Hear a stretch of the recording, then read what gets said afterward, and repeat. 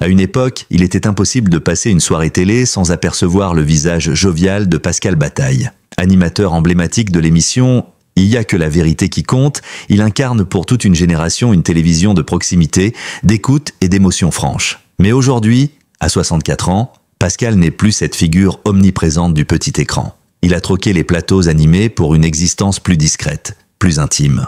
Pourtant, s'il se fait plus rare dans les médias, sa présence n'a jamais été aussi vibrante. Elle a simplement changé de nature. Pascal Bataille n'est pas un has-been. Il est une mémoire vivante, sensible, de cette télévision qui savait encore prendre le temps d'écouter l'autre, de révéler les vérités cachées derrière les silences.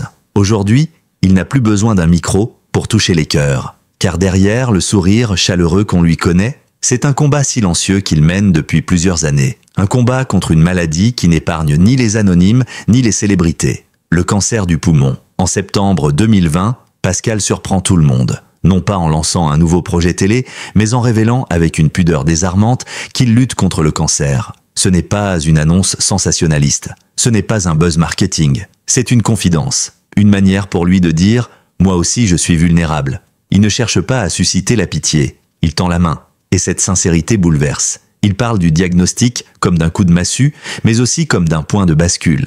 De ce moment où tout vacille, où chaque respiration devient un acte de courage. Il évoque les traitements, la fatigue, les doutes, mais surtout, il parle de ce qui l'a tenu debout, l'amour. Celui de ses proches, bien sûr, mais plus particulièrement celui d'une femme. Sa compagne, dont il tait volontairement le nom, par pudeur, non pour dissimuler, mais pour protéger ce lien devenu sacré. Pascal n'a jamais été un adepte des grandes démonstrations romantiques. Il parle d'elle comme on évoque une évidence. Pas de déclarations flamboyantes, pas de récits romancés. Juste des mots simples, justes, vrais.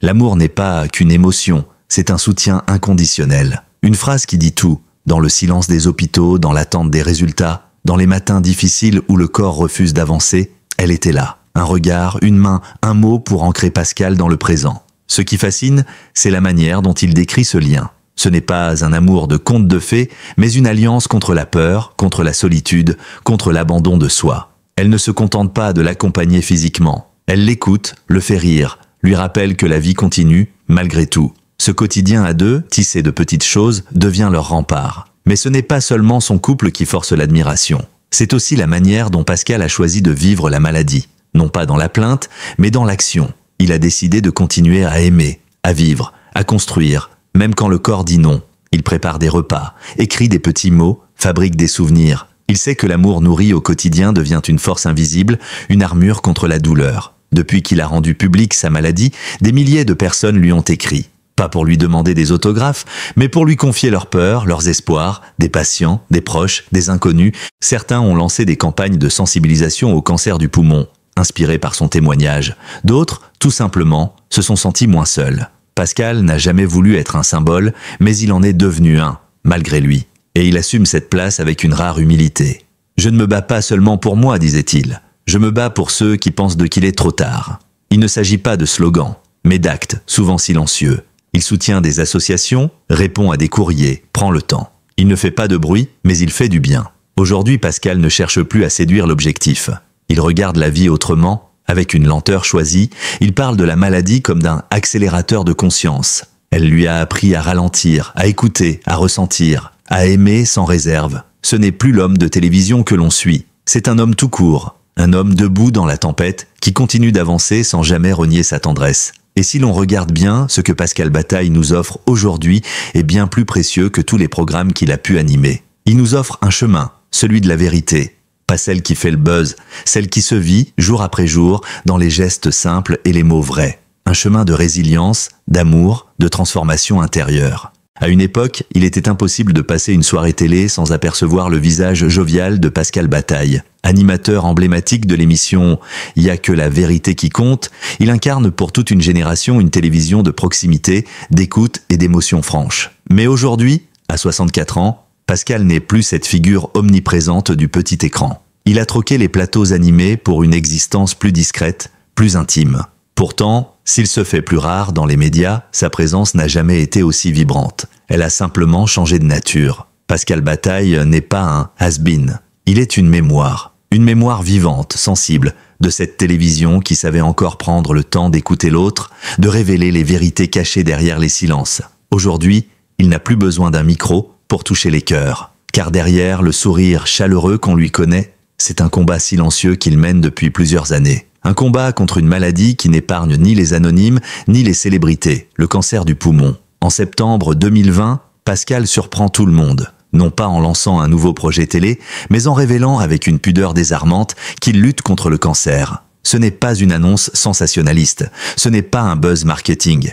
C'est une confidence, une manière pour lui de dire « moi aussi je suis vulnérable ». Il ne cherche pas à susciter la pitié, il tend la main, et cette sincérité bouleverse. Il parle du diagnostic comme d'un coup de massue, mais aussi comme d'un point de bascule.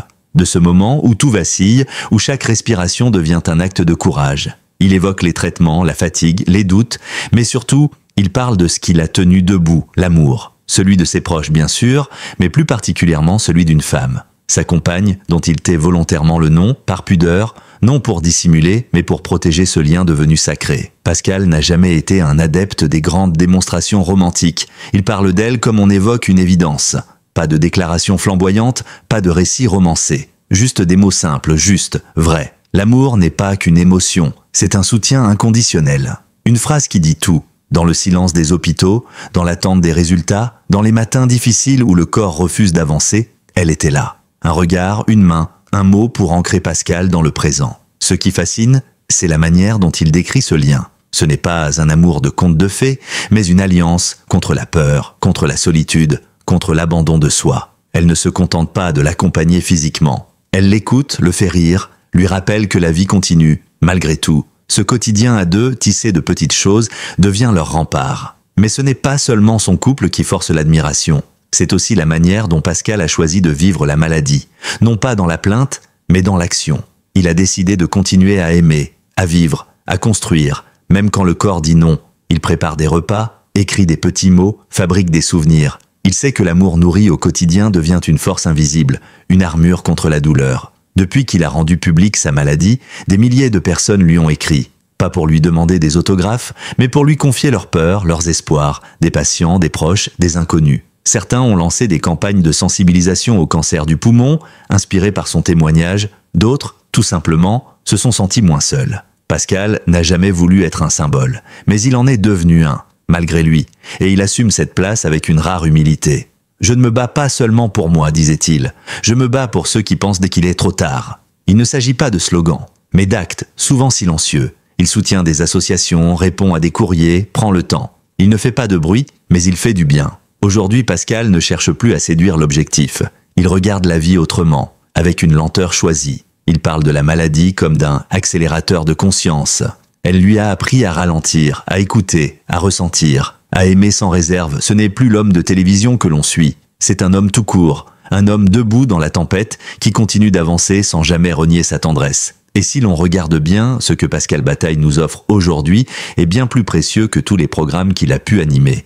Il nous offre un chemin, celui de la vérité, pas celle qui fait le buzz, celle qui se vit jour après jour dans les gestes simples et les mots vrais. Un chemin de résilience, d'amour, de transformation intérieure. Pascal Bataille aurait pu disparaître des radars après son annonce, s'effacer doucement, se replier sur lui-même, tourner le dos à un monde médiatique dont il avait jadis été l'un des visages les plus familiers. Mais c'est tout l'inverse qu'il a choisi.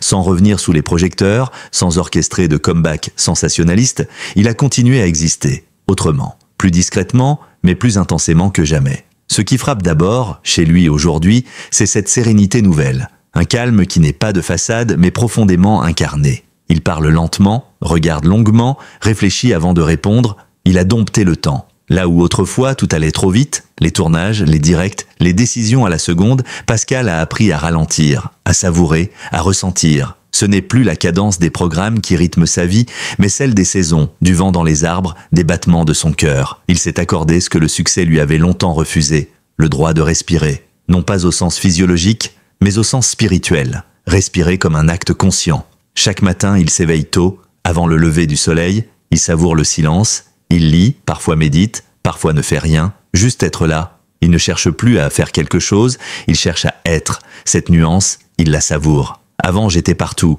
mais je n'étais jamais vraiment là. Ce retour à soi, Pascal l'a construit comme un artisan, pas à pas, en acceptant ses blessures, en regardant sa peur en face. Il ne dramatise rien, il ne minimise rien, il dit les choses telles qu'elles sont. Le corps affaibli, l'esprit parfois brouillé, l'angoisse qui rôde. Mais il y oppose une autre vérité, celle du courage tranquille. Celui qui ne fait pas de bruit, mais qui continue, chaque jour, se lever, se laver, sourire, préparer le café. Ces gestes minuscules sont devenus, pour lui, des rituels sacrés. Ce qu'il découvre aussi, c'est la force du lien humain. Depuis sa confession, il reçoit chaque semaine des dizaines de lettres, de messages, de témoignages, des personnes touchées par la maladie, des familles, des inconnus qui trouvent dans ces mots un réconfort. Il prend le temps de répondre, quand il le peut, parfois juste un mot, parfois une phrase. Il sait qu'il ne sauve personne, mais il tend la main. Et dans un monde saturé de conseils inutiles, ce simple geste, écouter, répondre, être là, devient un acte immense. Pascal s'est aussi engagé, doucement, dans le soutien aux malades.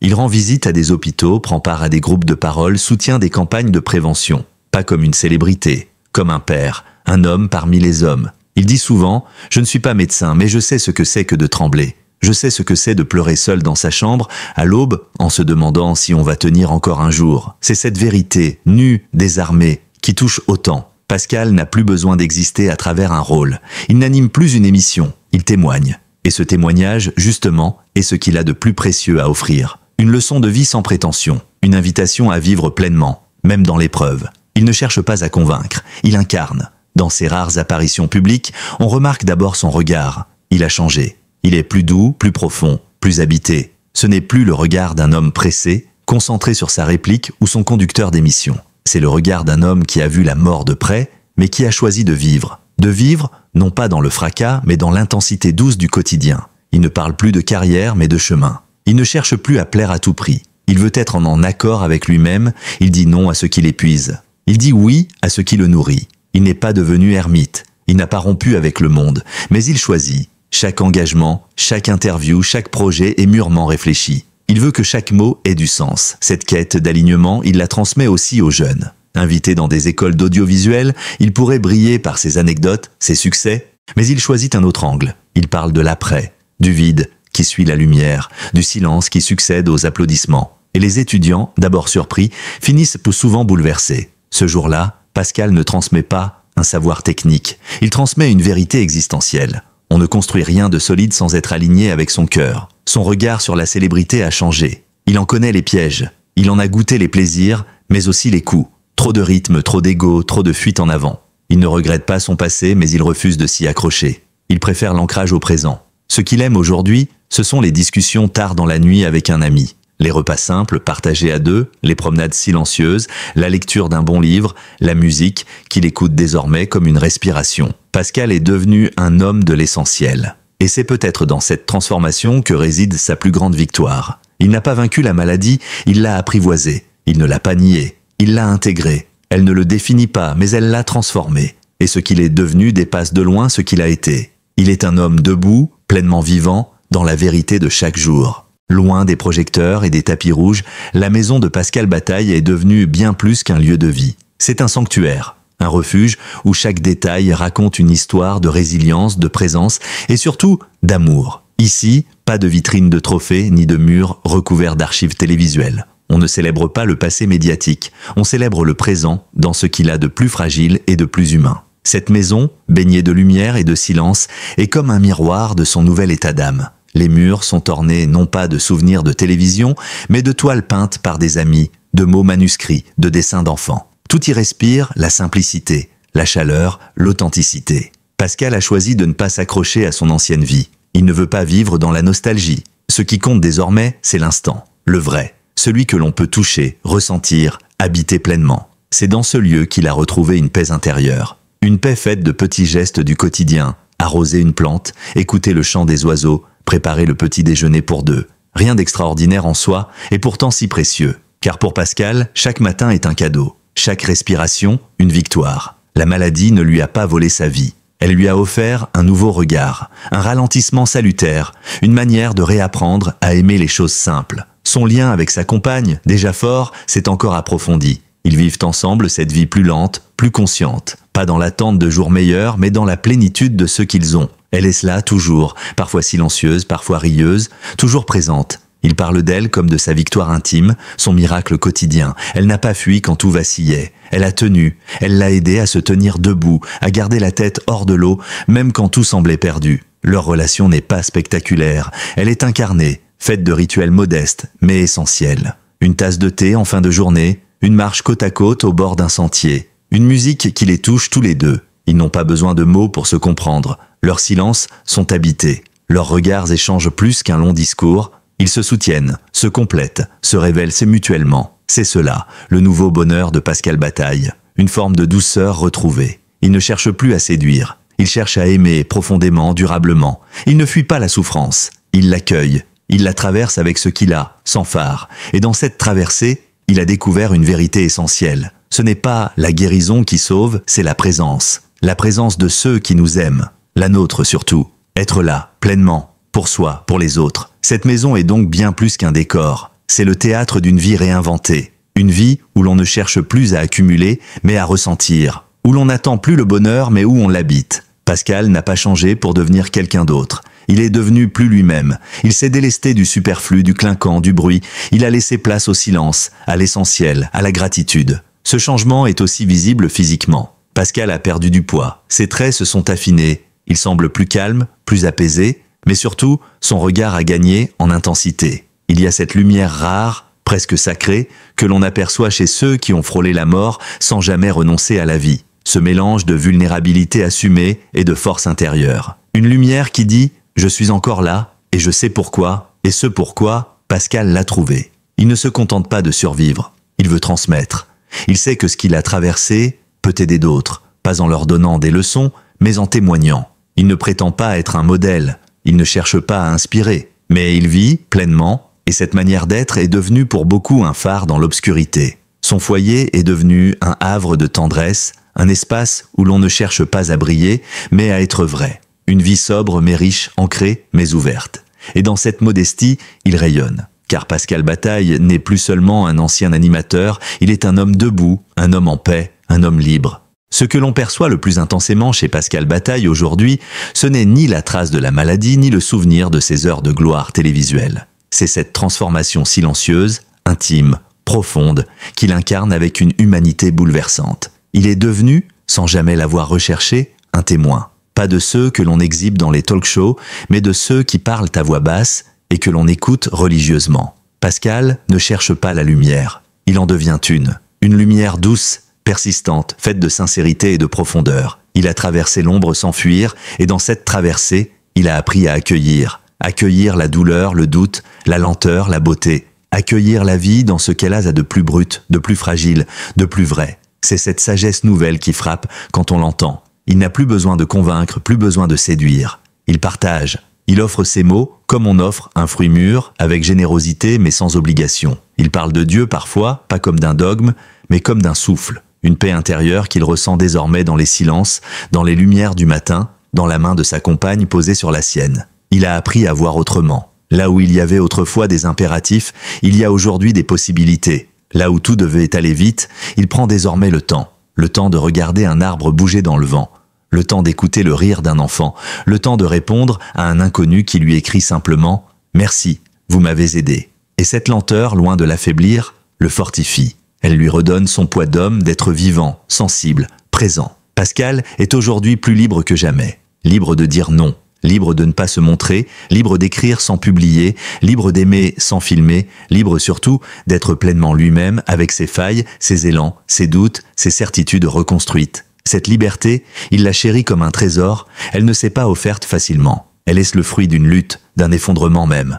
Mais de cet effondrement, il a fait une reconstruction. Pas spectaculaire, mais authentique. Il ne veut plus d'un monde où les émotions sont marchandisées, où la douleur devient spectacle, où l'instant est consommé puis oublié. Il veut du vrai, du lent, de l'habité, et c'est ce qu'il transmet à ceux qui le croisent. Aux jeunes animateurs à qui il dit « Protégez-vous, la lumière peut brûler ». Aux malades à qui il répète « On peut encore aimer, même quand on est le faible ». Aux anonymes qui croisent de son chemin et trouvent en lui non une star, mais un frère. Il ne se prétend pas guérisseur. Il n'a pas de recette miracle, mais il sait ce que c'est que d'avoir peur, d'être seul, de douter de tout, et c'est cette connaissance qui le rend si précieux. Dans un monde saturé de bruit, il est devenu un espace de silence fertile. Ce silence qu'il a apprivoisé après avoir tout perdu. santé, certitude, vitesse, et dans lequel il a retrouvé l'essentiel. Ce n'est pas un repli, c'est une ouverture vers lui-même, vers les autres, vers une vie enfin vécue de l'intérieur. Il n'attend plus la reconnaissance,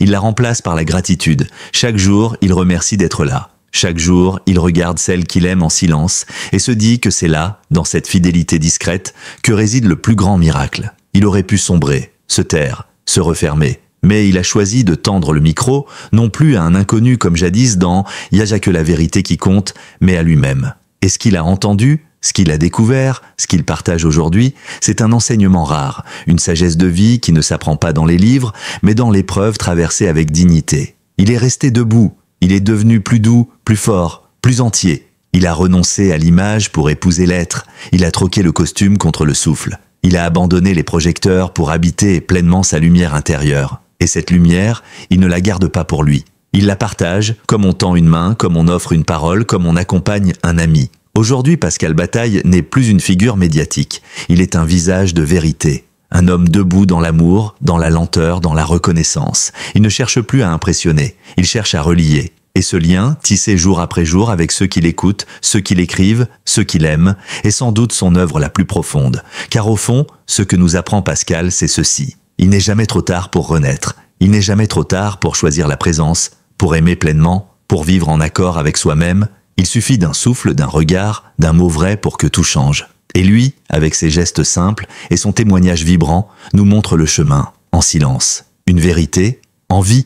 Merci d'avoir regardé cette vidéo consacrée à la renaissance bouleversante de Pascal Bataille. Si son parcours vous a ému autant qu'il nous a touchés, n'hésitez pas à liker la vidéo, à vous abonner à notre chaîne et à activer la cloche pour ne rien manquer de nos prochaines publications. Vos commentaires sont précieux. Partagez-nous votre ressenti, vos expériences ou un simple mot de soutien. Ici, nous racontons la vie telle qu'elle est, sincère, fragile, forte.